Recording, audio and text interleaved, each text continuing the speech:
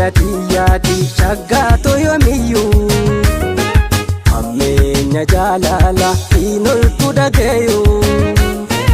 waabuuto nammiidhiin kophaatu dabareen waan kattosis gayuu Waa'eelatiyaati shaggaatoo yoomiyyuu ammeenya jaalala inoltu dhagayuu waabuuto nammiidhiin kophaatu dabareen waan kattosis gayuu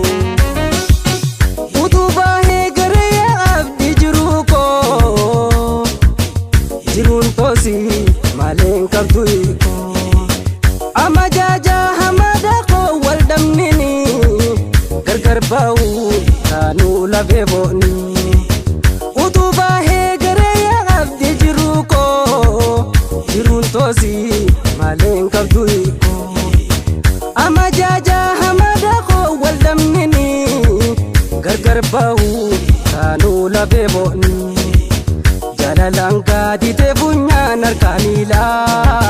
Tongkar yako sumadike diya yala Siuna chufar kante natta ebela Ururreke anam nadi dammajala Jalalanka dite bunyan arkanila Tongkar yako sumadike diya yala Siuna chufar kante natta ebela Ururreke anam nadi dammajala Fin pinnehin biyya qoosiif dhufeer arge Suuma laalo awwaaj bordodden gad darbe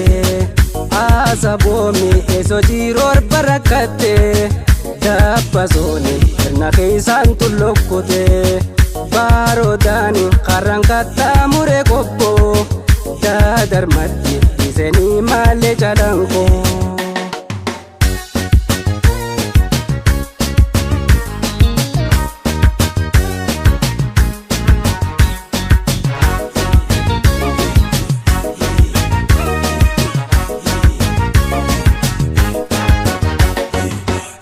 Waa'eelatiyaati shaggaatoo yoomiyyuu ammeenya jaalala inoltu dhagayuu waabuuto nammiidhiin kophaatu dabareen waan kattosis gayuu Waa'eelatiyaati shaggaatoo yoomiyyuu ammeenya jaalala inoltu dhagayuu waabuuto nammiidhiin kophaatu dabareen waan kattosis gayuu Tikkuma laala kabsadhaa qoosilaala osoo jirtu onneen buusinilla Boyinsumaa kennarra fiite garayyoo mina laali akkaan jiru wayyoo Tikkuma laala kabsadhaa qoosilaala osoo jirtu onneen buusinilla Boyinsumaa kennarra fiite garayyoo mina laali akkaan jiru wayyoo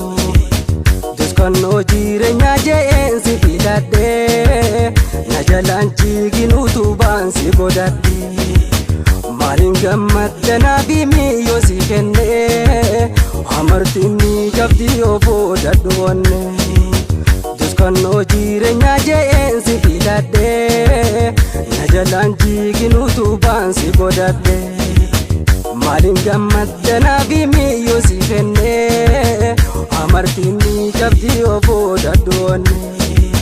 Qullubbii laangee qarsaa biyya gaarii